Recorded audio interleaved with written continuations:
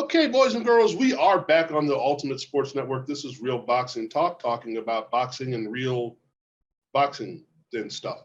So I'm going to have to record an opening because this gets stupider every time we do it. Anyhow, gentlemen, welcome.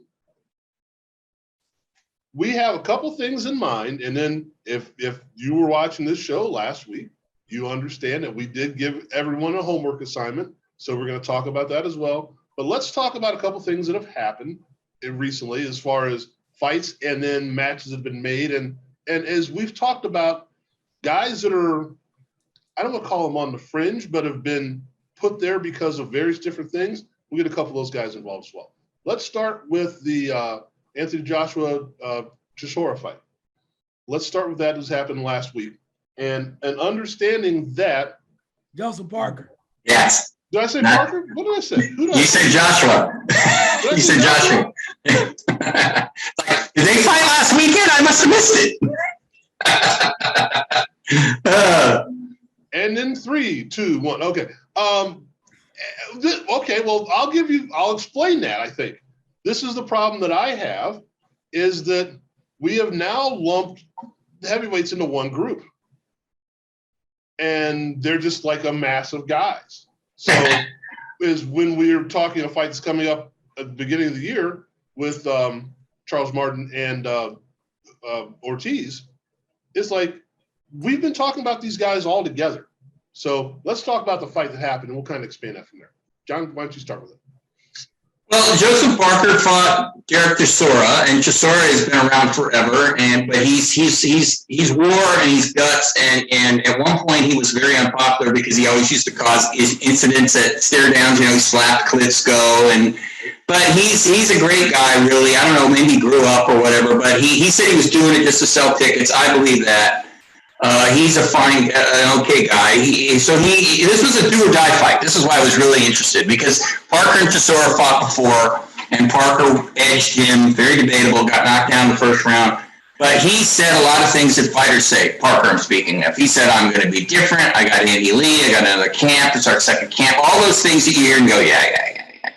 And you knew what Chisora was going to be. Chisora's always going to bring it. He's a gamer. He's going to give you everything he's got. Okay, so it did work out pretty much like Parker said, in the sense that Parker was different.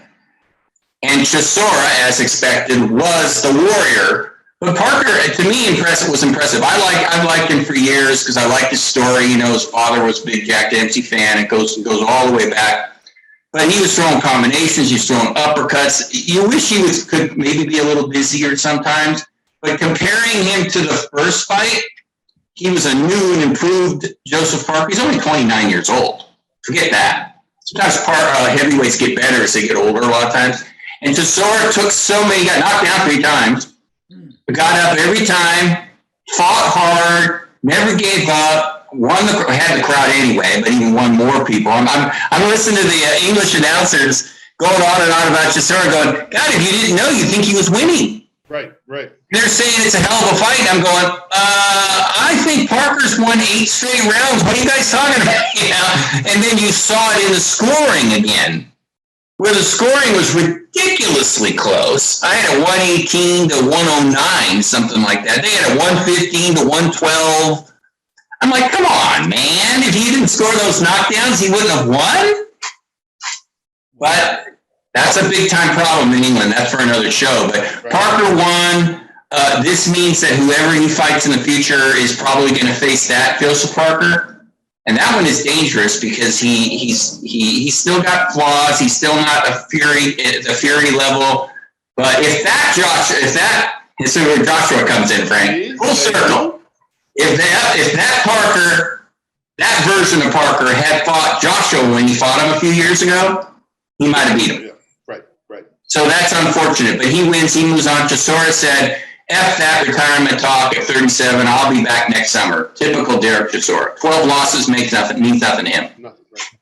Now, Charles, coming up next week, first of the year, getting my dates right, we have a fight, one of your favorite guys, against Charles Martin. We're calling him Prince Baby Charles Martin now. Excuse me. So what do you see with this and how it lays into the framework of the heavyweights? Because Well, I'll get into that in a second. So run with that fight and see what you said. Well, I mean, Charles Martin, he's a gamer. He comes in, he's ready to fight. But the factor that is the biggest thing is somebody else finally stepped up and is taking on Luis Ortiz, right? Somebody, I mean, he's been looking for fights forever. He's been going after certain guys and saying, here I am. Somebody besides Deontay Wilder taking on the chance to say, yeah, I'll fight that old dude or whoever he is. I'll fight him and I'll go after him because I'm not afraid of him. I think they're doing Ortiz kind of like a disservice because of the fact that he's getting older. I don't know what's going on. He has he has a family and probably getting caught up in those things. So the longer he waits to fight, probably the worse off it may be for him. Probably trying to get in shape and whatnot. But it's just the point of the factor that he is a legitimate, dangerous fighter. He's a bad man, right? Yeah, he's a dangerous fighter. And I've always said that with the right opportunity, who knows what he could have done or what he can do. And I think the point of the significance of this fight is when you give a guy like Charles Martin, who you've done some things and is accomplished. Finally, somebody stepping up to let us see, is Ortiz really as good as we think he may be, or is he just an older cat that just kind of got lucky a little bit, right? So with that being said, that's what I think is monumental, because with this, if there's a win for Ortiz in this bout, I think I'm not saying to put him up in there with the creme de la creme, but he's knocking at the back door. He's a dangerous option. I think the majority of guys in that division know that. And when you have 4 belts and you don't know where those belts are going to go because of, purse bids and this and that, and who's going to refuse to take on a mandatory and all that, what looks like almost unified may not be in another 6 months. So you may have a fight here for an interim, a fight there for an interim. You have no idea. One thing that I think is interesting about the heavyweights right now, and this is where I was going to go to after Charles was done, is that there was a point in time, a couple of times actually, where the champ or the people's champ or whoever it was retired. And as John just mentioned, heavyweights developed later, but no real stud heavyweights came out of the woodwork. Remember the age of Greg Page and Mike Weaver and before we got to Larry Holmes, like, who are these guys? Are these guys going to be someone where we can rest the mantle of greatness as a heavyweight on it? Dopes. After Mike, yeah, right, Michael Dopes. Tony Tucker. Wrong time frame. Do you know what I'm talking about? Are these guys going to be someone we can say heavyweight champion of the world? Heavyweight champion of the world means something. More so than lightweight champion, more so than middleweight champion. The heavyweight champion of the world is the guy who's supposed to, as the famous John L. Sullivan, I can walk into the bar and look anyone in the room. I don't think you'd say that about Floyd Mayweather. You hit him with a chair, he's done. Now, he's going to outbox you, but he may not be able to outfight you. The heavyweight champion of the world is supposed to walk in the room and go, I'm not messing with that guy. But I don't know if we have that guy out there. And that's the thing that I think is very interesting, because if Fury is done or is close to being done or however all this plays out, and we don't know if we can assume, or I can assume, that Deontay Wilder isn't going to get that look again. He might, but I don't think so. So who was the next guy? And usually there's somebody we can think of that it should be this guy. John, who's the next heavyweight? This is where with my age, I hate my memory being bad. There's a guy, I think his name is Jared Anderson. Isn't he the guy from Ohio that I've seen? He's very flamboyant. Just fought last week or 2 weeks ago. Yeah, he came in with a cape and a top hat. And you know what he's doing. And he's 11-0 with 11 knockouts, I think. He's big. He's like 6'5", I think. He can punch. It's always too early. You never know, because these guys, they look real good, and then they fight somebody who fights them back a little, and they get dinged on the chin. So he looks like the real deal. I still like Daniel Dubois, even though he's only 24, even though he's a little limited. Joe Joyce is, so you're right. Who is the guy that's going to surpass all these guys? You always look for somebody like him. There's another guy that I can't think of, but I've been pretty impressed with Jared Anderson, mostly because Top Rank's been pushing him. I think it's Top Rank. But it's too early. You can't really judge until, especially with a heavyweight, until he fights a guy that's at least somewhat equal. And right now, Jared is just blowing through everybody and with no fear. It's like real quick, Charles Martin, who's fighting Luis Ortiz, he was that guy a number of years ago. He was the next guy. Actually had the pleasure of meeting him like 6 years ago during the Pacquiao Mayweather build-up at the MGM Grand. His manager brought him over. A bunch of us were sitting there, and I'm sitting in a chair like this, and he goes, "Hey, you guys, I got my fighter here, Charles Martin." And we all turned around and went, "What?" You know, that's when it's like when you see these people in person, you're like, my God, like basketball players, they are huge. And he's like that, 6'6", and he was like 240, something like that. And we're walking through MGM Grand, and it's like the parting of the Red Sea. Everybody sees him and just backs off. And he's a super nice kid, though. But there isn't really anybody, and finally answering your question, Frank, there isn't really anybody that I see. There hasn't been any really big super heavyweight, as much as they tried to build up Joshua. Anybody who watched Anthony Joshua knew that he wasn't that guy that the English was trying to build up. He's good, but he isn't that guy where you go, wow. You know, the last heavyweight, and I might forget somebody, but I think the last heavyweight that I went wow was Tyson. And because he was knocking everybody out in the, you know, at the beginning of his career, he was fighting every 2 or 3 weeks. He's knocking everybody out like it's nothing. He keeps moving up. He keeps knocking everybody out. For that 3 or 4 year span, he was the baddest man on the planet, like he said, just like you're talking about. So there hasn't been anybody really like him.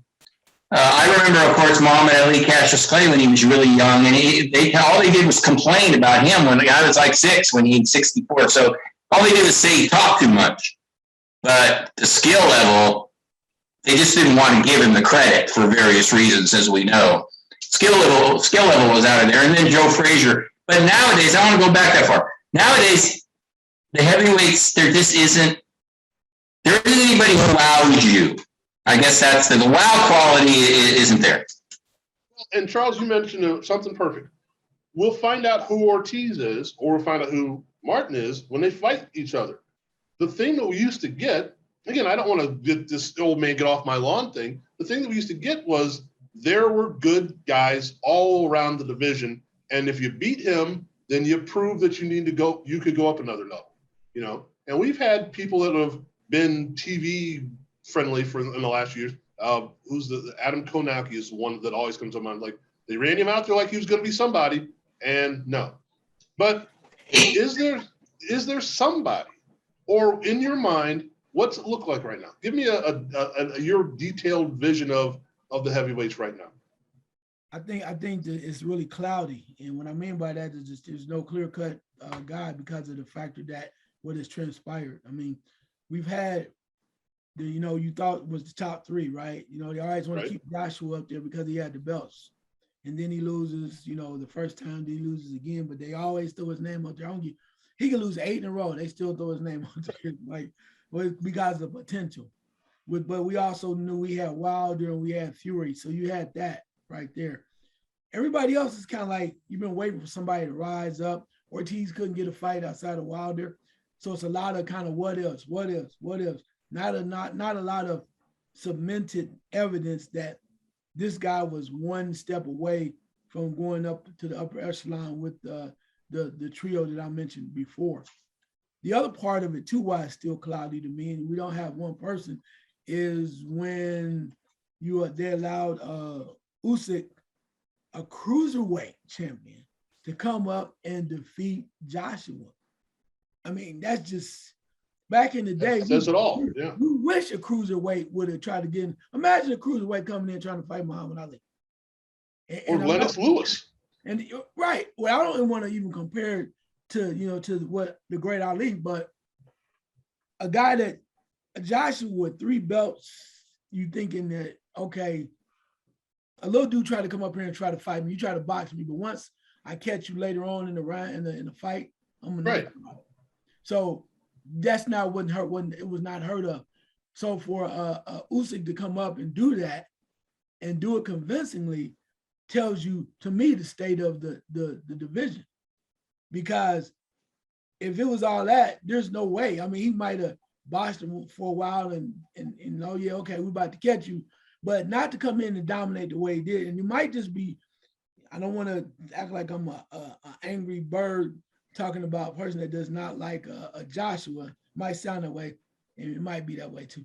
But it's just the point of it is, for a cruiserweight to come out the way that he did and convincingly take your title, it just, for a guy that has 3 belts, it's not supposed to happen when you normally look at things. So for it to happen, and then Joshua now is running around looking for other people to help him turn it around. Like, damn, didn't you just win 3 belts?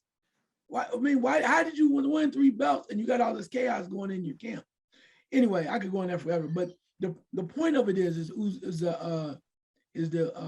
Usyk winning and now staking his claim, and now people are putting up in this pound for pound lineage because he beat Joshua. I'm like confused about that too.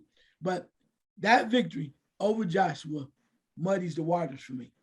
Because you go to the other 2 guys, like, okay, now do you want to fight him? And they're like, I don't want to fight you. I mean, I'll take your belts, but are you not, because you beat Joshua, you're not legit. Joshua lost your age. Right. So it's like, you're not legit. You keep losing. So it's like, why am I bothering with you? So with that being said, that's the reason why I think I don't think there's one guy. There might be some potential guys, like you mentioned, the Anderson kid, and I get that too, but there's nobody that's rising up, make you go, ooh, maybe he'll get a shot. And until Dylan White, until Glad Parker won, congratulations, till one of these guys and steps up and shows that they're ready, they always gonna be below the equator, man. Now, does that diminish Tyson Fury? No, nope. Okay. I mean, I gotta say that real quick. For me, no, because he went on and supposed to be the toughest guy, the hardest puncher, the baddest dude, and he found a way to take him down when nobody else was doing it. And I think that you don't really take Joshua seriously because you can't even beat the guys that you're supposed to beat. So you can't beat that. Tyson Fury just like, I did what I had. I dealt with the best that was available at the time. What else you want to do? And I don't think you discount him because it's like Larry Holmes. You can only fight who's available. Who you can fight, right? And then you do that, and you say, "Well, I'm sitting over here. I'm gonna become a professional now till y'all figure out who the hell I need to fight." John, does it diminish Tyson Fury at all? This day and age, no. I'm never going to say he's a great fighter. I'm always going to say he's a very good fighter. But no, you can't. You can. People do it all the time. Criticize somebody, but you can't set up who you're fighting. I mean, that happens to my paisan all the time, Rocky Marciano. They go, "Well, Jersey Joe Walker was past his prime." That wasn't his fault. Right. He was fighting everybody. He fought Joe Louis, fought Ezra Charles twice. He fought Jersey Joe Walcott twice. He beat all those guys. Now, I'm not saying he was great. I'm saying he was one of the toughest human beings I've ever seen. If you ever watch those fights, split nose. I mean, that guy, he was the $6 million man as far as ignoring pain and everything. He was amazing. He only weighed 188 pounds. There's your cruiserweight, Charles. Right. That was a different time. So you can't penalize. At least in my view, you can't penalize. And the point Charles made about the cruiserweight real fast, Frank, is true because think about back in the day when we were younger, when Bob Foster, the dominant light heavyweight champion, it would be like that. He moved up to heavyweight and won the heavyweight title. No, he couldn't even beat a heavyweight in the top 15 when he would move up. That tells you the difference in skill, at least in my view. So Usyk knows he's a singular talent, and I told you I've been impressed with that guy from the beginning. He's a damn good fighter. It's just that Joshua isn't that good, and he's been protected. And again, real fast, this is why Eddie Hearn was so freaked out when they were ordering Joshua to fight Usyk. He knew He knew Yeah. what was going to happen, right? Well, okay, I'm going to throw one thing at you. This is for Charles and Charles only. We're talking about who did you fight to become great and who did you fight to stay great. I'm just going to throw one name at him, and then I'm not even going to let him talk about it. Joe Calzaghe. But anyway, let's go from there. All right, because I know how he felt about that particular guy. Well, he's undefeated. And so, and we'll see if he actually breaks a smile here in a second. Anyway, moving on. Well, But here's something that we have to think about. At least I have to think about, because we were mentioning this off the air. When you talk about guys that had their shot, that got their shot, and are trying to get back to their shot, what is the perception of them? And there are two fights that are on the same card, I believe. Keith Thurman and Leo Santa Cruz. Now, we've talked up both of these guys in the last couple of years, 3 years. And now they're back to, are they ready to go again? The perception from my looking at it is that they've fallen down and they're trying to get back up. The reality of the situation is a little bit different. As John mentioned off the air, Keith Thurman has lost one fight. One fight against Manny Pacquiao. Why do we not see him still as the belle of the ball, still top of the division? You know, maybe it's age, I'll give you that. But he's lost one fight against Manny Pacquiao. Fight of Pacquiao's defining moment, I guess you want to call it that. But he's lost one fight against Manny Pacquiao. Leo Santa Cruz, we were projecting as being dominant and being one of the best in his weight class till he moved up. Now he's got to start back over. At least it seems that way. Why is it that we think that there's that one fight is so traumatic that, and maybe you guys don't think that way, but that's what the perception I get. It's like, first of all, John, start with Keith Thurman.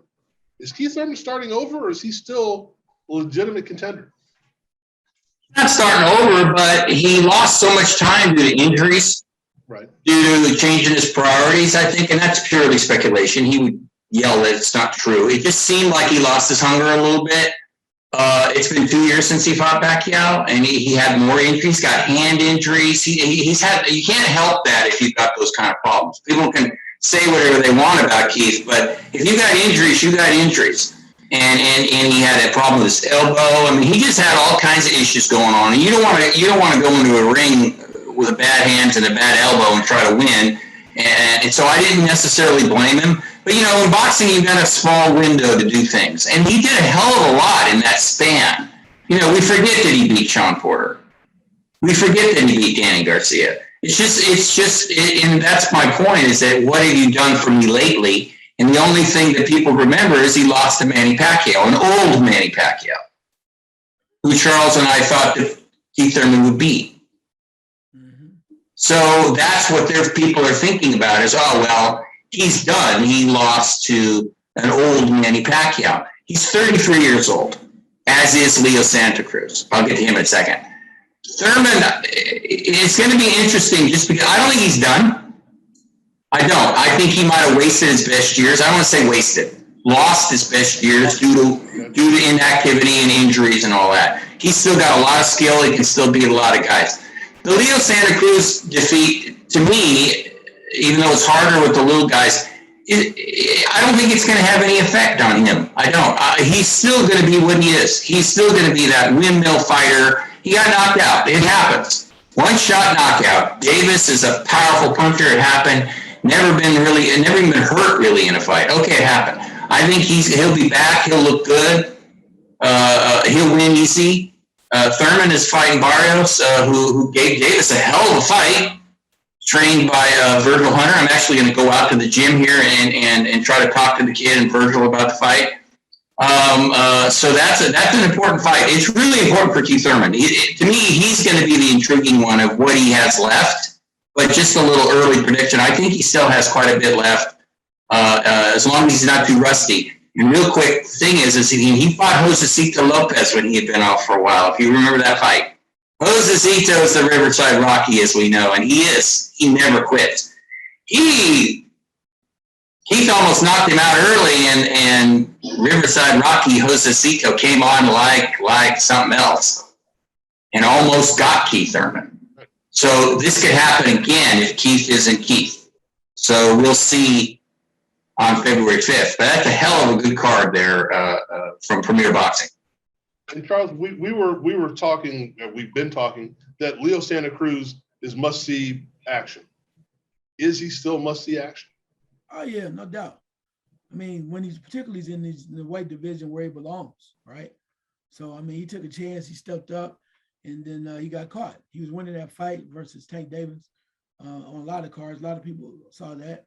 So now he's dropping back down where he belongs, and I think he's going to be at home. So I think he's still going to be must see because I think he's the type of guy that has a hunger. I mean, you just think about who did he lose to? And he came back and won over Carl Frampton. Yeah, Frampton. Yeah. Frampton the first time he took a loss, and he said, "Yeah, I tell you, I'll be back, and I know what I need to do. I know what I did wrong." I think he'll take the same attitude here. So yeah, I think he still must see. I like the way that he's keeping a very low profile though. He's not trying to really come back and say, "Hey, look at me, I'm ready to do this and that," and I'm making a bunch of noise that way. So I'll be interested to see what he does in February. So that puts us in line for our homework, because mine was, and if you didn't watch the show, our idea was our matches for next year. You know, things that are feasible, not just, you know, hey, I got a guy that's fighting at 112 and I want him to fight somebody at 154. That's not possible.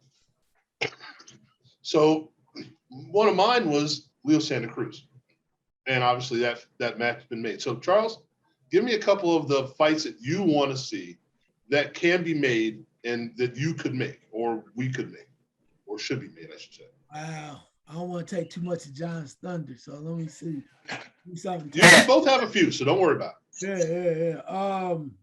Probably one of the first ones I like to see, and I think it could happen, but we'll see, because it's like these two guys were chasing something, right? Everybody's chasing for the top in the division, but I think the way to get to the top, particularly if you can't get the top fighters, is you got to go after what's close to you. So I'm gonna go to welterweight. I want to see Virgil Ortiz Jr. versus Jaron Bouts Ennis. Yeah, because they're right there, 4 and 5 ranked. You know, one guy is chasing Crawford. Oh, I want to fight. You know what? Prove to us that you are the better of the two. That's 4 and 5. You know, if you do get a fight with a champion, unless Terence Crawford decides he has a change of heart, you're probably not gonna see that fight for a while anyway. So with Bouts Ennis, so Bouts is called out and everything, but you know sometimes you gotta fight where you live right now, and that's be one of the first. You just want to give me one? We go back and forth, or what you want to do? Yeah, let's do one. Let's look at that one first, because that's something where I think if I read what you're talking about, it's like, okay, look, fight somebody that other people want to have fought. So go get this guy and then prove that you need to move up. Yeah. So, and it's not to say it's an elimination, but we've been talking about both of these guys for a while. Go beat his butt, then move to somebody else instead of calling out somebody who doesn't know that you exist yet. All right, John? Do you want me to talk about that fight or just my own? Or whatever comes to mind. Real quick about that. See, that's like they used to do back in the day. It's the two hot shots like Danny Lopez and Bobby Chacon fought each other. They were local, but they were the hot shots. They were knocking out everybody. So it said, okay, let's see who's the better fighter between you two. And that would be fascinating. I don't know if either team would want to risk it, though. That's the thing. Virgil Ortiz fought Maurice Hooker and won. You know, Bouts is Delorme just destroyed him. So I don't know if I'm Virgil Ortiz's team if I want anything to do with Bouts. He's just looking too damn good. I got to throw this one out here because this one will make you laugh. When I was doing this, let's do one fantasy pick. I wish this fight could happen. I had to throw this out because I was thinking Charles is pretty perceptive, probably knows where I'm going. But I wish that things were different, and it was like 2 or 3 years ago, maybe 4 years ago, and ages were a little different. And my main man, Andre Ward, would fight Canelo. I would have loved to have seen that. That would have been a hell of a fight. Might not have been the most exciting fight, but if anyone could have figured it out, it would have been him. I would have put money on him winning. I don't care. I would have. He did it so many times. That's my fantasy. Canelo versus Beterbiev. That's another one that popped in my head that I'd love to see. Light heavyweight, forget the cruiserweight crap. Fight Arthur Beterbiev at light heavyweight if you want to fight a really tough, and I think he can beat him from what I saw last weekend. I think he can beat Beterbiev. He could do it. So yeah, there you go. Well, one that I have is that because of all the talking and all maneuvering and the fact that they're not getting a shot at the guy they want, Benavidez, Charlo. Let's somebody beat somebody. You know, let's quit beating around the bush. Somebody beat somebody. And if it's for an interim, if Alvarez loses his belt, whatever, you're fighting for a belt without a belt, basically, is what it is. Because obviously, Canelo's not going to fight any of you. So let's organize the division as best as we can. And then if Canelo says, well, I got to fight somebody, I'll fight one of you guys. But let's figure out who the number one is. Because right now, you got too many guys in there. And I'm not even going to get an Andre. But that's we got too many things in there. Charles. Wow. I say my fantasy pick before the end of the fight, if in the end of the show. So if I can down the line, I got one that I've been wanting to see forever and never came to fruition. Anyway, let's see. Let's throw some. I was gonna be nice and go that light heavyweight route, but I think I'm gonna flip this and go make sure I get this in. George Cambosis Jr., lightweight, who beat Teofimo Lopez, versus a man that I think it's time to give him his just due because of what he's done so far, and not one of the younger guys, but somebody that's kind of proven a little bit. Devonte Tank Davis versus Cambosis Jr. Yeah, I think because we've been waiting to give Tank Davis a real fight on the high end, and it gives him an opportunity to get the real belts. And he fought the guys. He fought some guys. I mean, you throw some other people out there, but I think that put him in a position and really kind of reward him for staying where he is. Right. Then if he wins this fight, it also put him in a position where now he can let the young lions come after him and take him on. Well, you're looking at a guy that wants to be the guy and a guy who just became the guy, I guess is the best way of putting it. So let's see what's going to happen. That's a good one. John? Well, back to the Lopez Chacon comparison. I've been wanting to see Haney against Ryan Garcia. They fought 6 times as amateurs. They both won 3 times. They're both young. Garcia hits harder. Haney boxes better. I think that would be a hell of a fight. I think it would be a lot of garbage talk beforehand, which I'm not a super fan of, but still, it would be a hell of a fight. And then one more real quick, Frank, I'd love to see Josh Taylor against Teofimo Lopez. Yeah, there you go. There's a nice one. There's a nice one. And again, Josh Taylor has all the belts, and we forget about Josh Taylor. Yeah. How does that happen? He's fighting again here in a month, so we'll remember him then. How does that happen? What do you think of that, Charles? No, I like that fight because it, gives the guy an opportunity to kind of come back, right? And maybe go up to what he's considering his natural weight against the guy that has the belts. I mean, Lopez just lost a fight, but then again, if he wants to get back on track, why not go for it all? That's what I'm talking about. You got to take a chance and maybe go for the gusto instead of just coming back for a tune-up fight. So, right. I agree with you 100% there. So, yeah. Okay, I have one that may not work out weight-wise, but it's not that far away. Mm-hmm. I like the way that they go about their business. Jamel Herring, Oscar Valdez. I like that should be an action fight. Mm-hmm. And even though they both have proved something, they still have something to prove. Maybe not to everybody, maybe not to themselves, but I don't think that the rest of the world believes that they are at the level they are at because of what they've accomplished. So I think that would be interesting to see them get in the ring and go, let's just get it going. Chuck.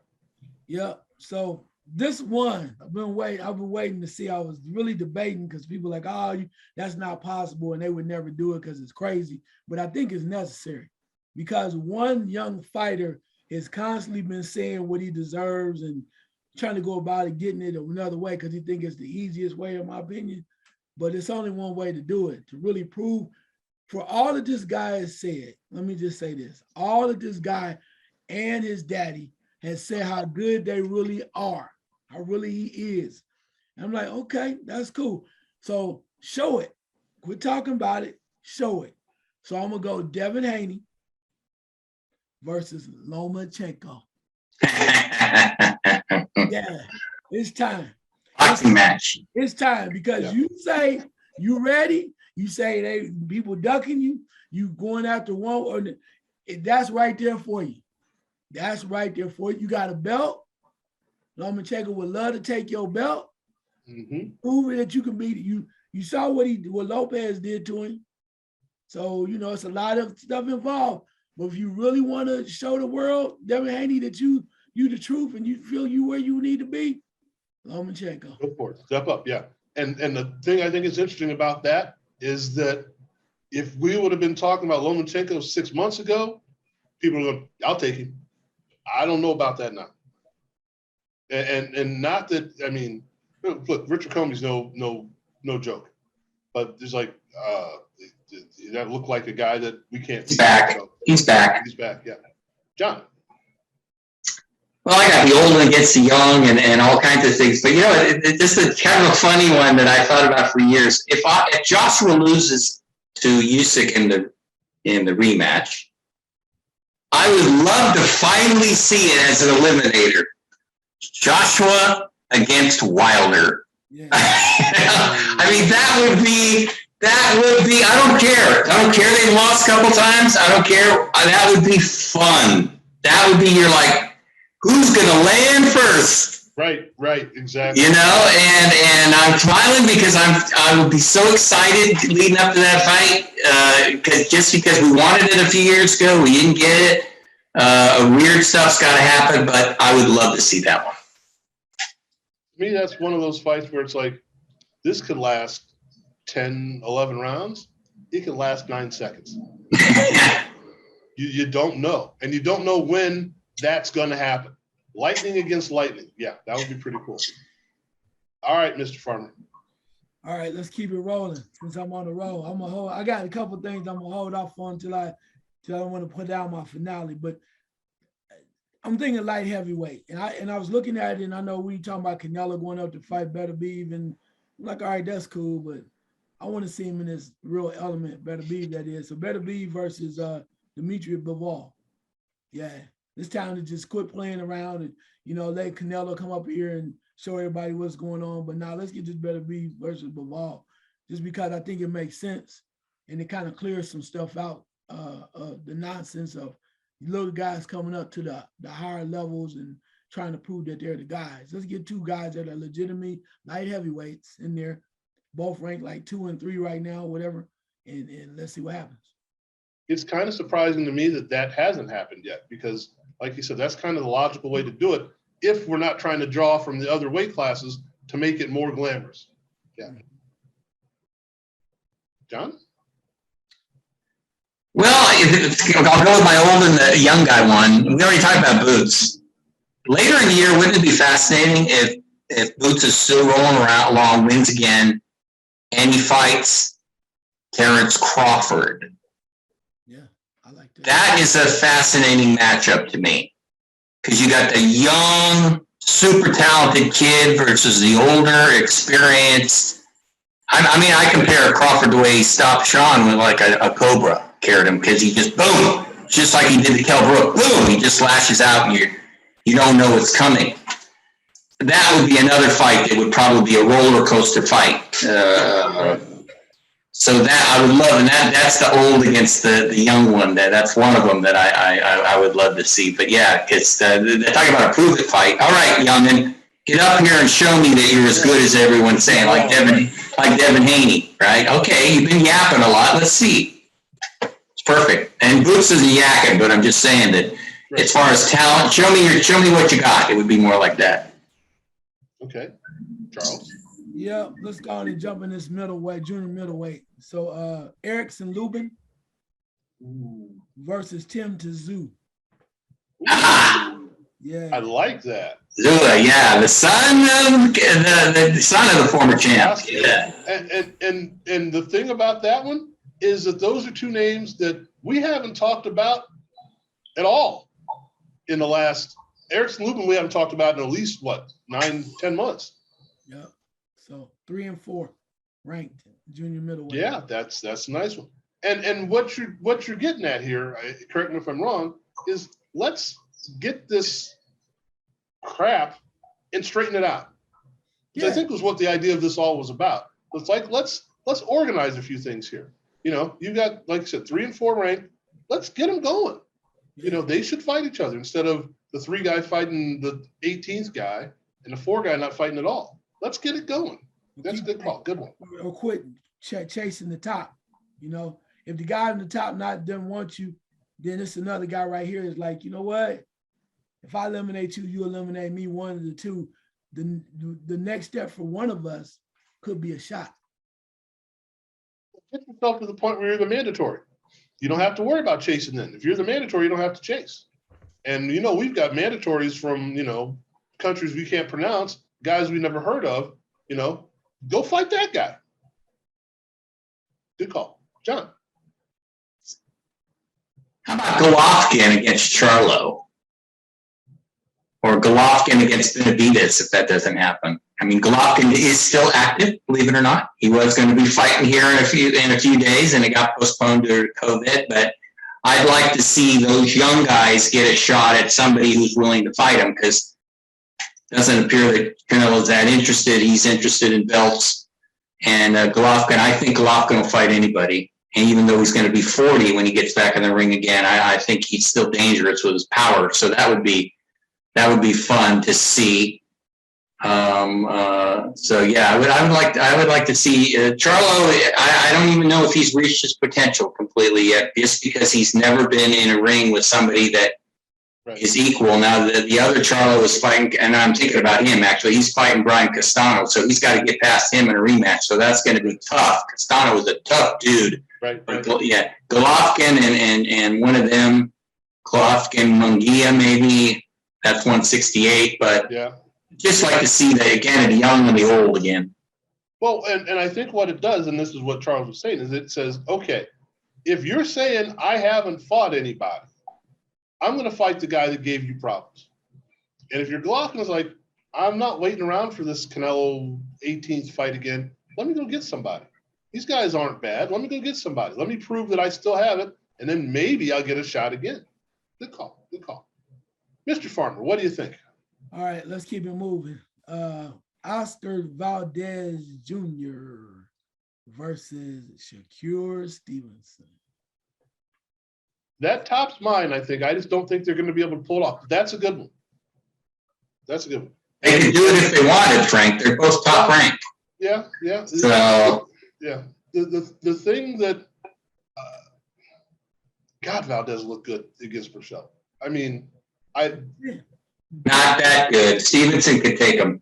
Well, no, I'm just saying though, he looked much better than I had any imagination he would be. He's got some flaws. Well, sure, Stevenson would exploit him. But it's something where you can throw up the highlights and go, now this is going to be a good fight. It may sure. Be, yeah. But if you were to say you're going to make Stevenson Burchell, and you looked at Burchell's side, they go, nah. Valdez shined in that particular atmosphere. So I like that. I think I like that better than the Harry. Okay.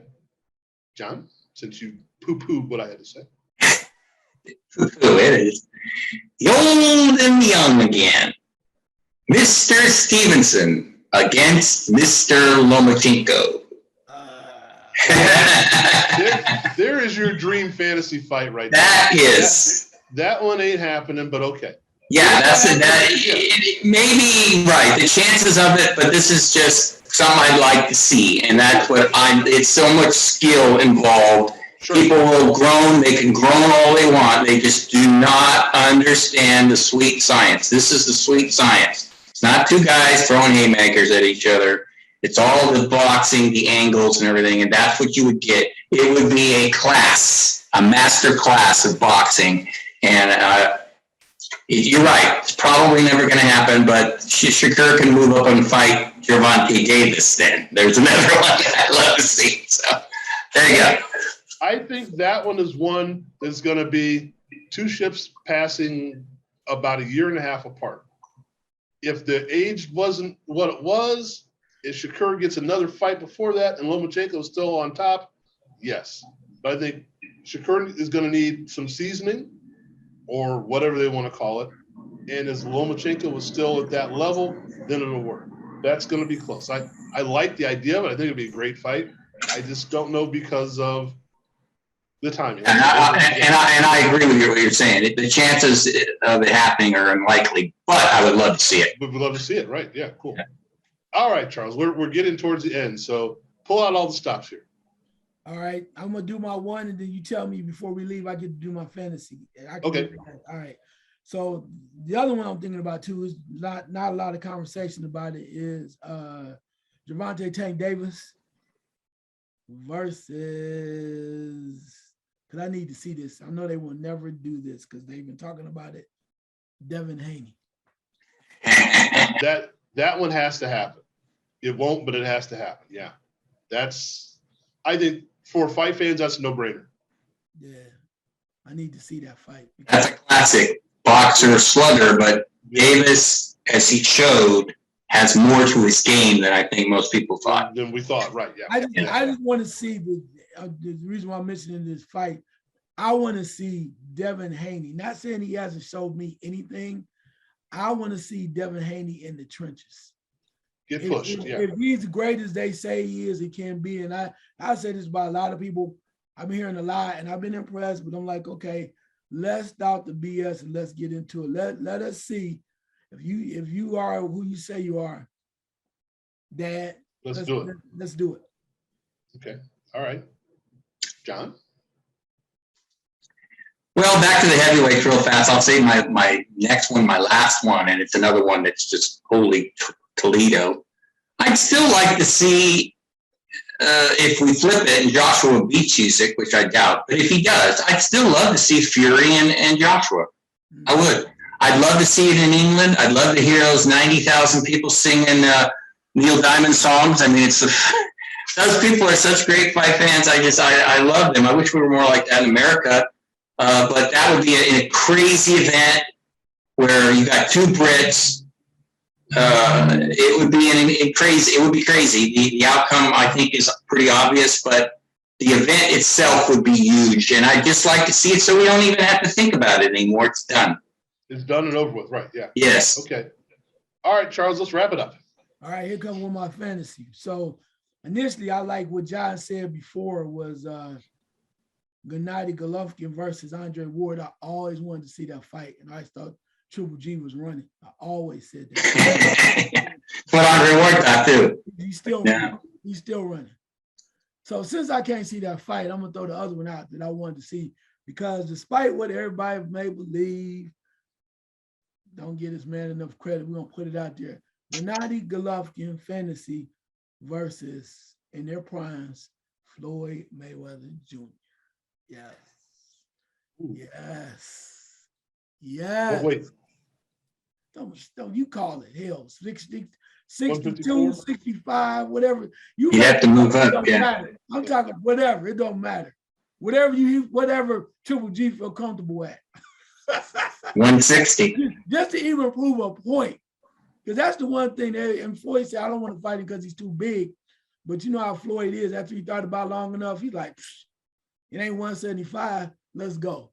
Right. Okay. Well, I will throw one in there if we're going pure fantasy and not what's happening right now. I'll get your boy Floyd against Roy Jones Jr.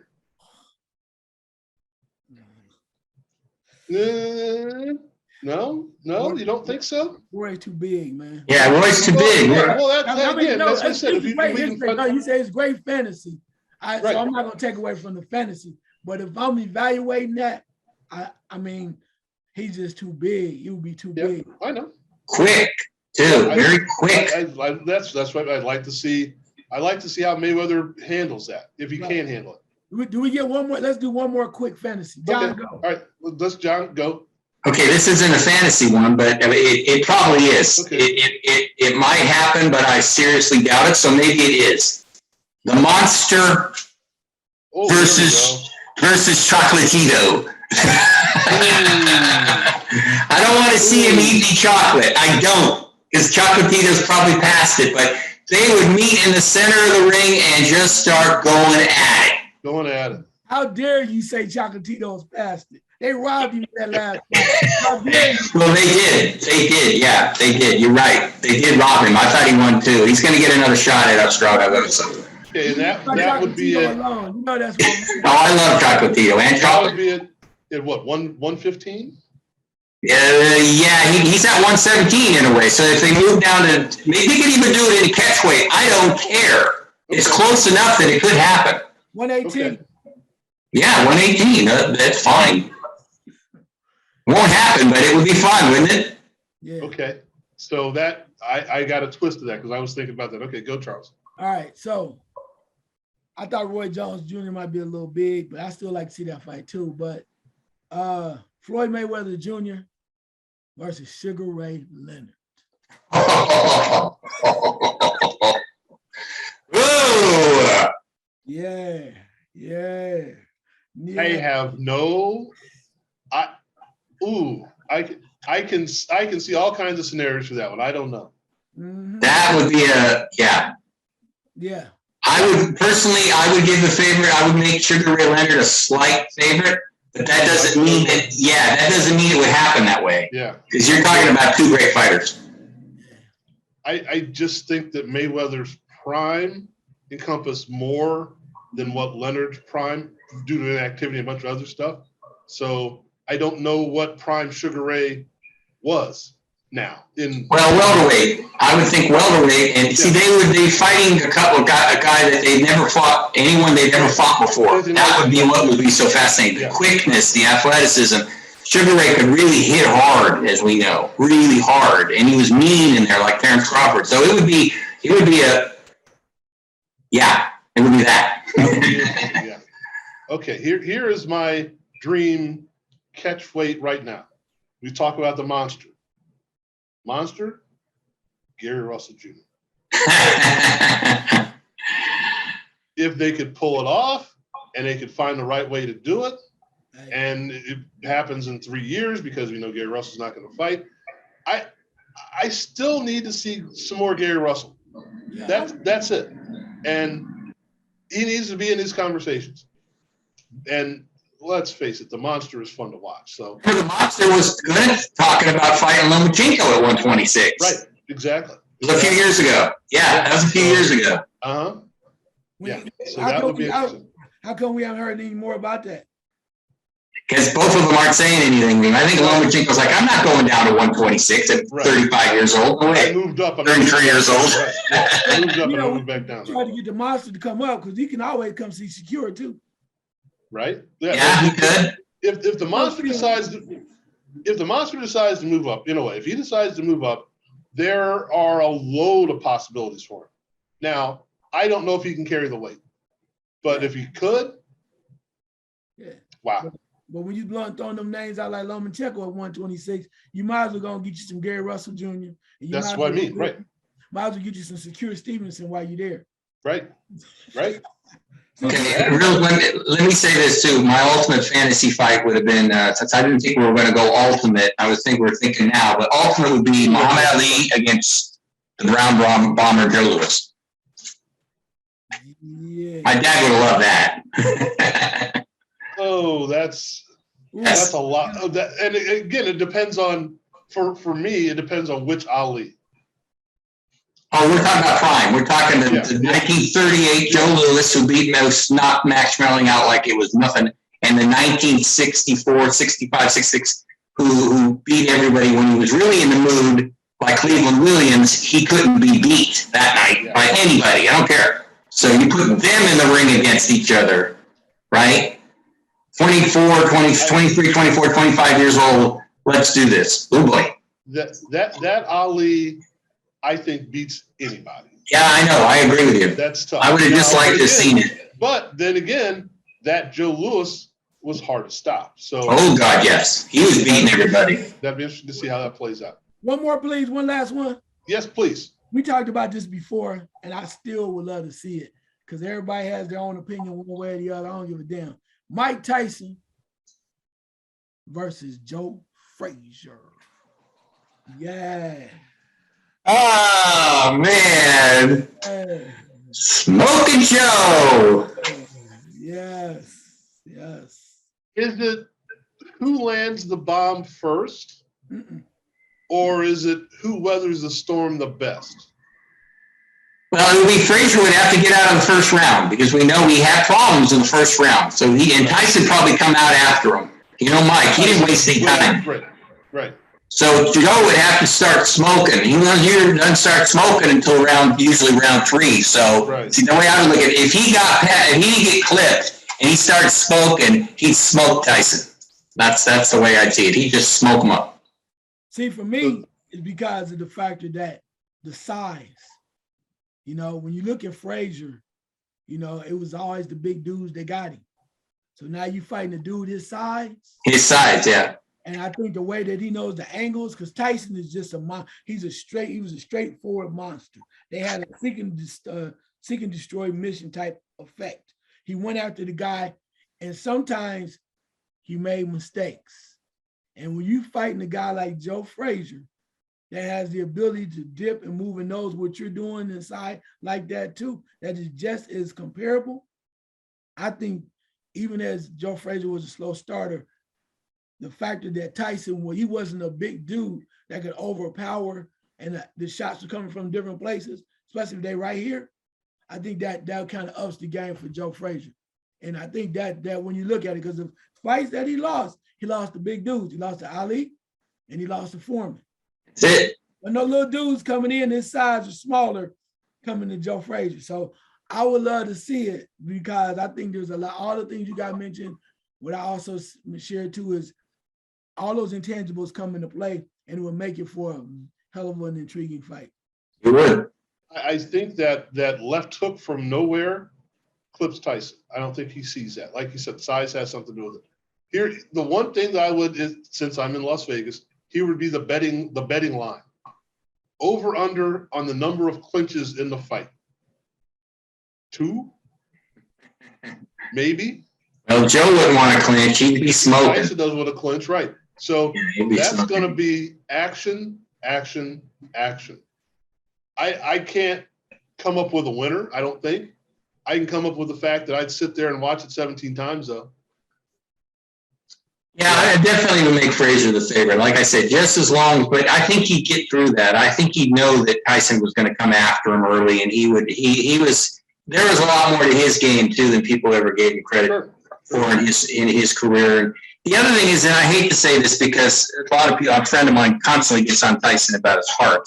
Tyson had heart. He did. He was a tough guy, no doubt about it. He wasn't just because he sat down in his last fight. I mean, he was all mixed up in his head and everything. I don't hold that against him. But Joe Frazier, he had a heart as big as Philadelphia. Yep. So I think if it got really tough, 10th round, they're both tired, Joe Frazier. Okay, we will conclude this at this particular point in time. But there's more for this, I'm sure. Again, for those of you that are paying attention, check it out. Throw yours out there. We'll try and get you on the air with us if possible, because there's a lot that can be done with this. And it's speculation, but that's cool. That's what we like. As far as I know, we're going to keep on going to the end of the year. Other shows are taking a hiatus. We don't have live, so we don't care. At least we haven't discussed that we're going to take a hiatus. So it's been a great couple of hours. Looking for 6 weeks off, Frank. We're getting 6 weeks off, Charles and I, paid. Sure, yeah, paid vacation, right. You get the same pay as you get now. Okay. Yeah, oh boy. All right, let's wrap it up. I think we've got what we needed out of this one, but there's still more to mine from this, so I think we're in good shape. Thanks again, folks. Have a good holiday. Happy holidays. Merry Christmas.